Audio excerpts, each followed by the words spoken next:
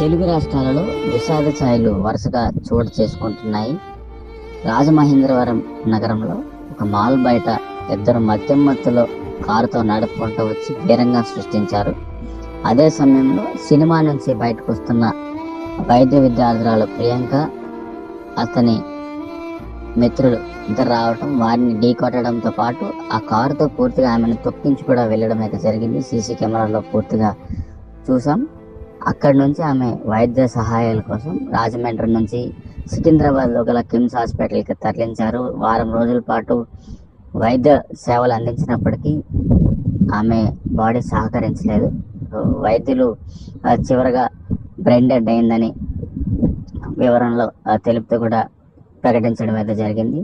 అతని తండ్రి ఇన్ని రోజులుగా ఎవరైతే దాడి చేశారో, యాక్సిడెంట్ చేశారో వారికి కఠిన శిక్షలు పడాలంటూ తిరిగారు.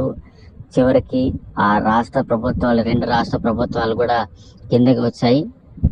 బాధితులు ఎవరున్నారో వారిని కఠినంగా శిక్ష పడే విధంగా చూసుకుంటామంటూ చెప్పడం అయితే జరిగింది. దాంతోపాటు బాధితురాలు తండ్రికి, కుటుంబానికి అండగా ఉంటామని చెప్తూ పాటు 20 లక్షల వరకు ఆర్థిక సాయం అందిస్తూ కూడా వెళ్ళారు. సో ఇలాంటి ఘటనలు జరగకుండా ఉండాలంటే రాష్ట్ర ప్రభుత్వాలు ఎలాంటి కఠినమైన నిర్ణయాలు తీసుకుంటాయనేది ఇప్పుడు ప్రశ్నలు తెర మీదకి చాలా వస్తున్నాయి. మరి ప్రభుత్వాలు ఏం చేస్తారు చూడాలి. హిట్ అండ్ రన్లు కావచ్చు, యాక్సిడెంట్ కేసులు కూడా నగరంలో తెలుగు రాష్ట్రాల్లో వరుసగా చోటు చేసుకుంటున్నాయి. మరి దీన్ని అదుపులోకి చేయాలంటే ఇంకెటువంటి కఠినమైన నిర్ణయాలు తీసుకురావాలి. ఆంక్షలు ఇంకేమి తీసుకొస్తే యాక్సిడెంట్ల సంఖ్య తగ్గుతుంది.